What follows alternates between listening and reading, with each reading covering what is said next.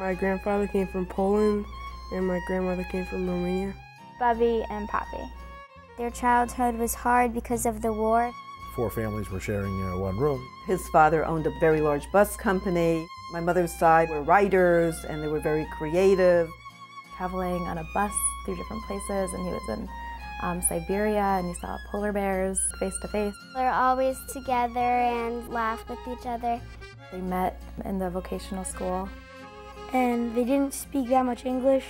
He worked 12-hour days, and then he still went out with my grandmother afterwards. They're always smiling, and they're always nice to us, like they're never in a bad mood.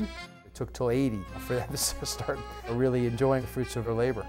Never forget who you are, and always be proud to be Jewish, and don't let people tell you can't be what you want or do what you want. This is a story of Henry and Julie and family.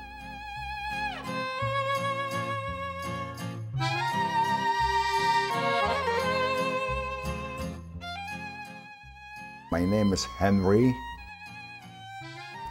I was born in 1930 in Łódź, Poland. When I grew up, we lived in a high-rise. It was me, my sister, and my parents. It was the 4 of us.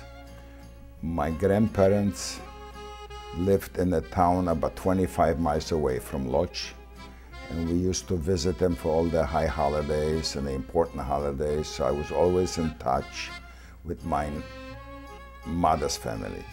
My father's family lived a little farther away from Łódź, and we used to go down maybe 3-4 times a year to visit my grandmother, and my grandfather was not alive anymore. I was named after him, my father's father. The name of my sister is Fela.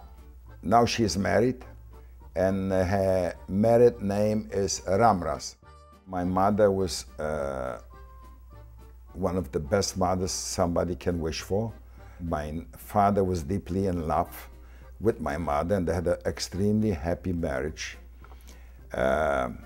We were not allowed to aggravate her. We always had to agree, and my mother, we had not a big apartment, but we always had a girl working for us. So my mother didn't have to work too hard. We had to have a lot of respect from my mother, especially. It didn't matter whether my mother said something right or wrong. My father was very strict. I went to private school in Łódź till the war broke out. I think about 3-4 days prior to the war, I finished school. The war broke out in 1939.